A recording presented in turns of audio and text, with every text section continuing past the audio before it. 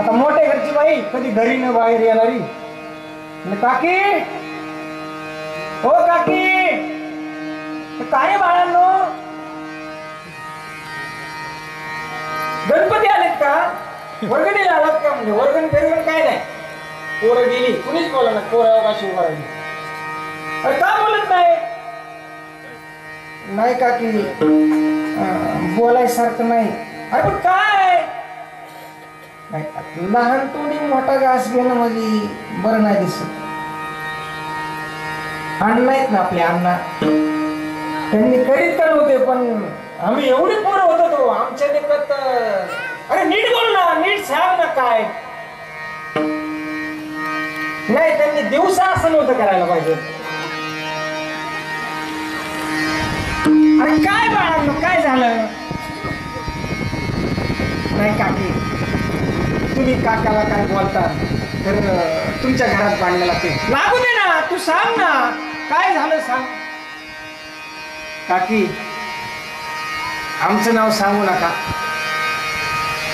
पण दुपारी 12 वाजता दुसरा म्हणता बाई तू सांगू, काकी सांग म्हणतात ना, तुला काय करायचे, काकी सांग म्हणतात आपण सांगू, काकी आपलं नाव नाही सांगणार, बोल बोल बाळा तू बोल, राग आला गेला आता काय आपल्या नवरीचं काय सांगतो म्हणलं, बाप रे फक्त नवरीची चाडी आपल्या पुतून यायचीच वाट बघतात बाहेर,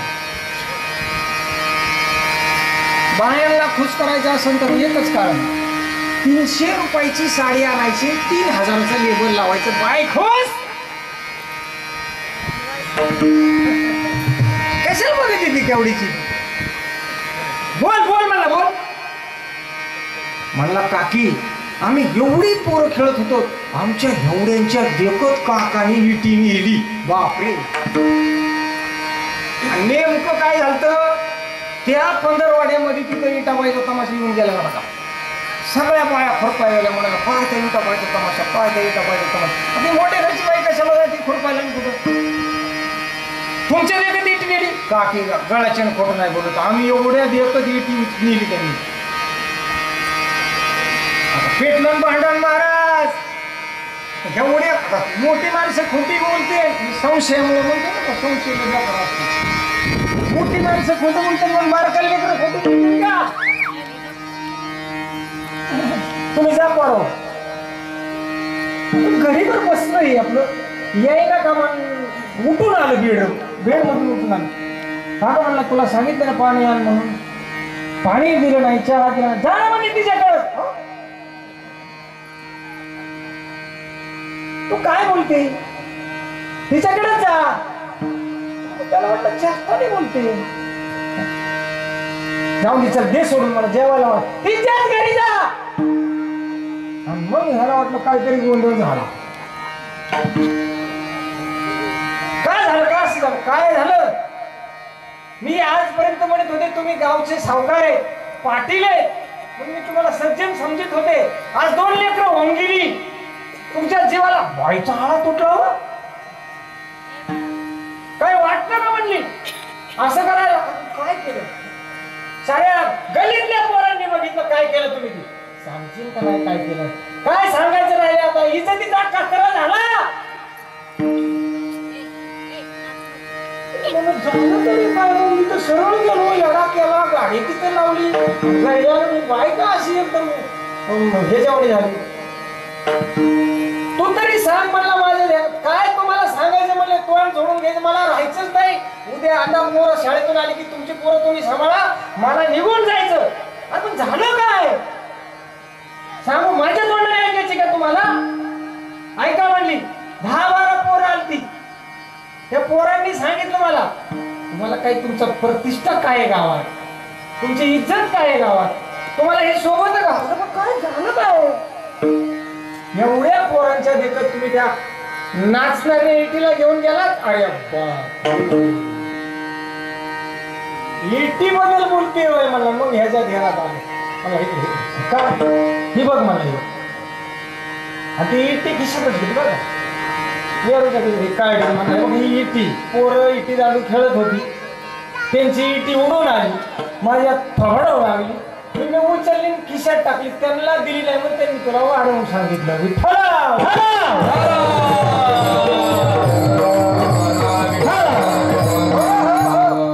का सांगितलं महाराज? हे संशय, माणसाला संशय एवढा टोकाला नेऊन पोच करतो. पण ह्या जन्मामध्ये बिलकुल संशय घेऊ नका. देव मला पावेल का? देव माझं कल्याण करेल का? तुम्ही जर भक्ती केली ना तर देव आपलं तसंच कल्याण करेल. पुराणातली गोष्ट आहे. एक मोठी राजाची मुलगी, सगळ्यांनी कथा ऐकलेली, वयात आली. आता बापाने आईला कुठं केलं? समजा जा मुलगी आपली वयात आली, लग्न करायचं. आई गेली म्हणजे तुला मागणी आली. मोठी कथा आहे ती, पण सरळ सांगतो, ही कथा मीराबाईची. आणि तुझं लग्न करायचं म्हणजे आई तू येडी का? मला नाही करायचं लग्न, फक्त कृष्णमूर्तीची ती सेवा करायची. शेवटी तिच्या बापाने तिला पटकन सांगून निघतो, भरडीत बसत नाही महाराज, मी विषाचा प्याला दिला. विष टाकून ग्लासमध्ये विष टाकून दिलं. मारायचे प्रयत्न केले. नेली का? मीराबाईसाठी घे तो विष प्याला. दामाजीचा झाला. सगळ्या गावाने इनामणी केली तिला, पण नाही, कोणीच नाही. असं राहिलं गावात तिला इनामणी करायचं. पण म्हणली फक्त मनुष्य जन्म जर मिळालाय ना, फक्त कशासाठी मिळालाय? ह्याच जन्माची देवात ओळख करून घ्यायची. ती अभंगाचं दुसरं चरण. याची जन्मी ओळखी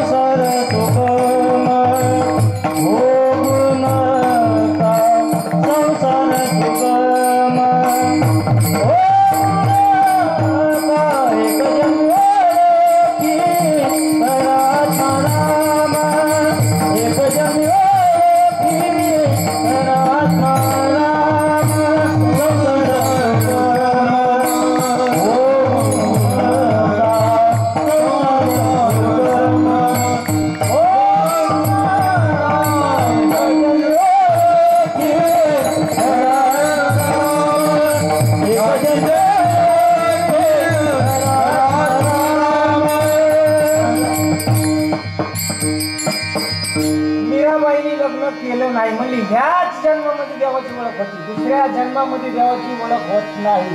एक जन्मी किंवा याच जन्मी, लय दोन पाठ आहेत महाराज या बघत बरं का. याच जन्मी, एक जन्मी, संसार सुगम, संसार संभ्रम, दोन दोन पाठ आहेत. दुसऱ्या जन्मामध्ये देवाची ओळख नाही, फक्त याच जन्मात देवाची ओळख आहे म्हणली. नाही लग्न करायचं. आता आपल्यासारख्या पोरांनी मागणी घातल्या नाही. नामदेवरायांनी या अभंगाचा कसा विचार केला असेल ती करू. संसारी असावे असूनही नसावे. बघा, संसारात राहा, पण कसं राहा संसारात, पण देवाची भक्ती करा. नामदेवराया 24 घंटे देवाच्या मंदिरात असायचे. बिलकुल घरादाराची काही चिंता नाही, अजिबात नाही. सकाळी उठलं की हिरा गाळ्यात घालायचं देवाच्या मंदिरात. सकाळी उठलं कसं चालणार प्रपंच? बरं, नामदेवरायाचं कुटुंब आपल्यासारखं होतं. हम दोन हमारे नामदेवाची घरी चौदा जण स्मरती हरी, चौदा जण स्मरती हरी, चौदा जण स्मरती हरी. नामदेवाच्या घरी चौदा जण स्मरती हरी, चौदा जण स्मरती हरी.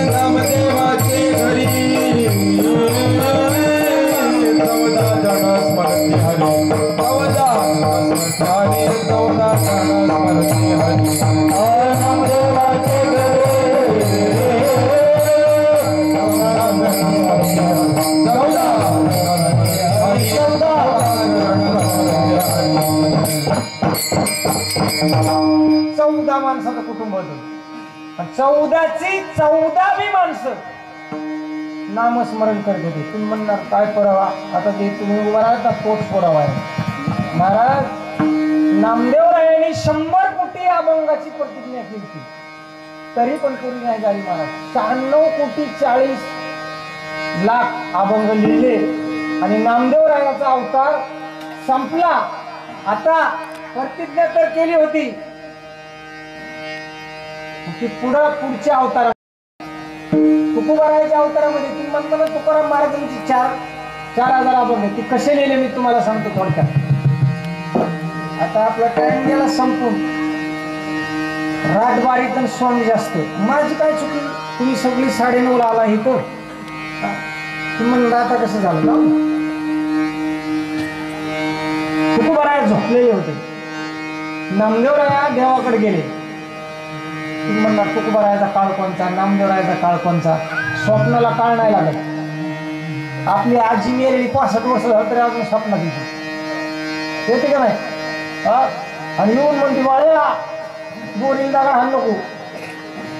ते तर संत येत. तुकोबारायाच्या स्वप्नात आले.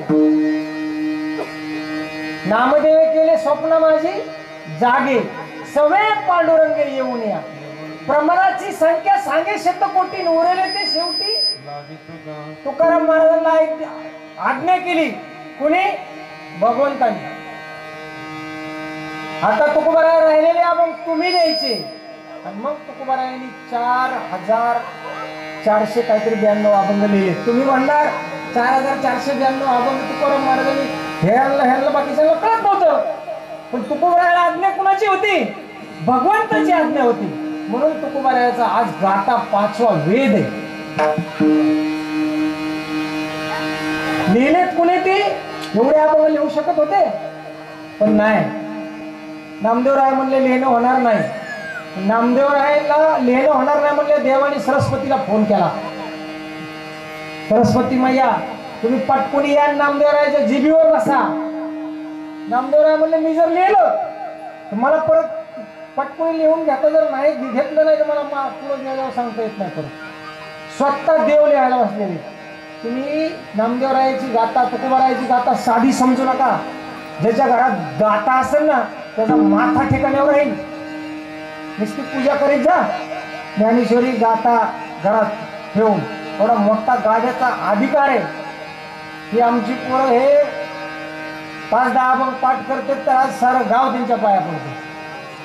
आणि गाथा पाठा करणाऱ्यांचं काय होतं? एक अभंग पाठ केलं तर 12 दिवस खतम होऊन माझ्यासारखा. आपल्याला तो काहीच येत नाही, खरंच काही येत नाही. फक्त इथं उभा राहिलं. साळुंकी मंजुळ बोलत सेवानी आणि शी कविता धनी तो वेगळाच. आपलं काही नसतं याच्यात महाराज. आपलं काय याच्यात? आपण म्हणणार नाही महाराज आमच्याकडून ना लय ठीक चाललंय. आता 12 वर्ष झालं सप्ताह, 12 वर्ष सप्ताह झालं. घेतलं काय तुम्ही? 12 वर्ष झाला म्हणजे काय तुम्ही मोठं कमवलं का? नाही, सुरुवात आहे. आयुष्याची जशी सुरुवात आहे तशी तुमच्या सप्तेची सुरुवात आहे. तू प्रमाण देतो. आताशी बालपण संपलंय तुमचं. बालपण 12 वर्ष बालपण तेही वेचले अज्ञान. आता काय करायचं? 12 वर्ष अज्ञानात गेले. बरोबर आहे. किती आपली किती वर्षाची गणना आहे? 100 वर्षाची. अल्पायुष्य शतगणी येते मध्ये बालत्व पीडा रोग क्षय मधल्या रोग येतोय. मग 12 वर्षे बालपण तेही वेचले अज्ञान. बाकी उरले किती? बाकी उरले 88 तेही वेचले कामासी. किती उरले? 88. त्याच्या पुढे चला. बाकी उरले किती? 58. बरोबर आहे ना? तेही वेचले ममतेनं. बाकी उरले 28. बरोबर आहे ना? मला कशाला तुमची काय ताकद आहे मला आडू लावायची? पण बरोबर आहे. बाकी उरले 28, देह गेला विसरलास. अरे बालपण 12 वर्षे, राहिलेले 88 मध्ये 30 गेले आपल्या नुसतं कामात. सुधरलं काय? नाही सुधरलं. त्याच्यानंतर राहिले किती? 58 आहे ना. 58 मधून 30 कशात जाते? काम करून नेला ना. परत राहते किती? 28. देह गेला विसरलास. गेला देह, काय उरलंय आपलं तिथं?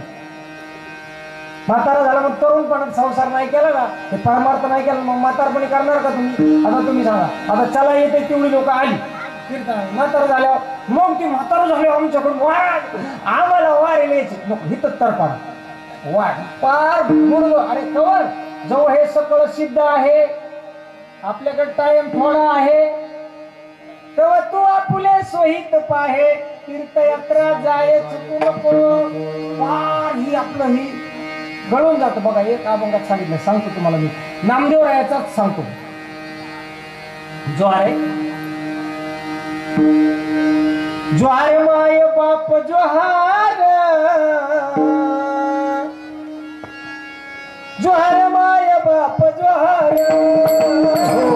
ज्वार माय बाप बघा.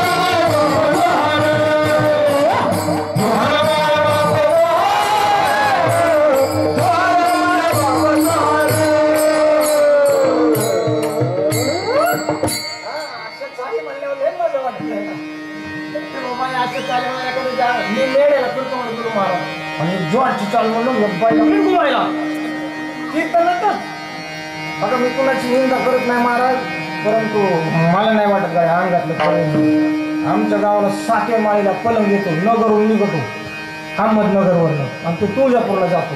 तुम्हाला माहित असेल, तो माणूस त्याचं घर पेटून देतो आणि महागारी बघत नाही. महाग तुळजापुराहून महागारी तर त्याचं घर जसून तसं असतं. मी काय बघितलं नाही, पण मी जुनी लोक सांगतो आणि ती खरंय. आणि त्या पलंगाला मी मुंबईवरनं जायचं बघायला. आमच्या गावातली आराधीन होती, तिच्या अंगात आले, लहान लिपलं होतं, गेलं तिने सुरू ते अंगात यायच्या आधी काय माहिती असते यांना अंगात येणार. पदूर फिदूर खुसून केस मोकळी सोडून तयारीतच होती. बाई मी मागच गर्दी मागण्याची मागच जो वाजाय सुरू झालं, बाईने सुरू झालं. आई शांत खेळा. नवरा बायकोला काय म्हणतोय? आई नाही, आई आहे ना, बायको नवरीची आई आहे. मी तुम्हाला पटवून देईन, मी तुम्हाला पटवून देईन बायको नवरीची आई कशी. अभंग सांगतो, पटकून सांगून जातो अभंग. आम्ही जातीचे ब्राह्मण, आमचे सोयरे मुसलमान, एक महारा घरी दिली, त्याची बहीण आम्ही केली मुसलमान. साळू भाऊ मागीन बामणीची जाऊ, घरची घरी केला थाट, मावशी संग लाविला पाठ. दोघी बहिणी 34 झाल्या, घर भावाचं निघाल्या. दोघी बहिणी 3री लेख, तिघीचा भरतार एक. बायको पोटी नवरा झाला, त्याचा विस्तार वाढला. तुका म्हणे हे ते काय बायको नवरीची आहे. काय कळालं सांगा. हा खूप अभंग आहे. हा फक्त देवडी करायच्या गाठात सापडेल. बरीच प्रमाणे जुन्या माणसांनी ऐकलेली असते.